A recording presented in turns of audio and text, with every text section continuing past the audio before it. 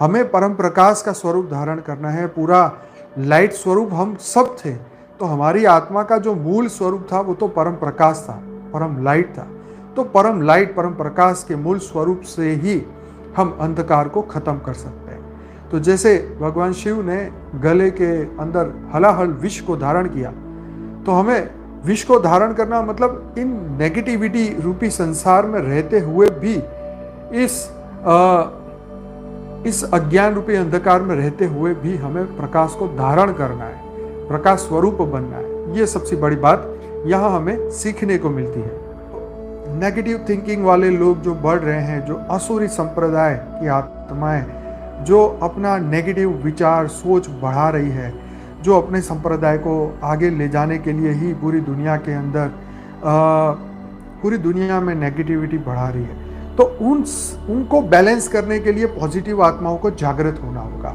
Positive आत्माओं को परम प्रकाश, परम लाइट धारण करनी होगी। यस, तो ये कमाल की बात है कि नेगेटिविटी देखो आगे आने वाले समय में कितना अच्छा हो सकता है, कितना बुरा हो सकता है, ये तो लोगों की कर्मों के ऊपर डिपेंड है, लोगों की सोच के ऊपर डिपेंड है। लोग किस तरीके से अपने अंदर परिवर्तन लाते हैं, उसी से ही जो है धरती लोक के ऊपर सूक्ष्म जगत धरती लोक पे स्थूल जगत को चलाता है। तो सूक्ष्म जगत किस तरीके से इस धरती लोक को चला रहा है, और ये सब आप जानते ही हैं, इसको मैं ज़्यादा एक्सप्लेन नहीं करता।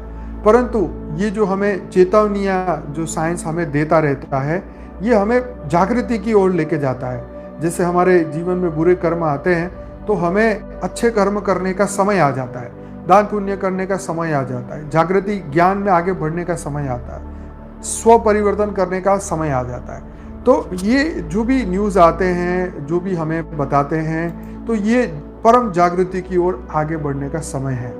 तो अंधेरों से मतलब अंधेरे, हमारे अंधकार रूपी जो हमारे विचार हैं, नेगेटिव थॉट्स हैं, हमारे पूर्व जन्मों के कर्म बंधन है, उनको जगाने का समय आ चुका है। ये समय शिक्षक बने उससे पहले हम अपने शिक्षक बन जाए, मन हमारा दुश्मन बने उससे पहले उससे दोस्ती कर ली जाए। तो ये कैसे होगा?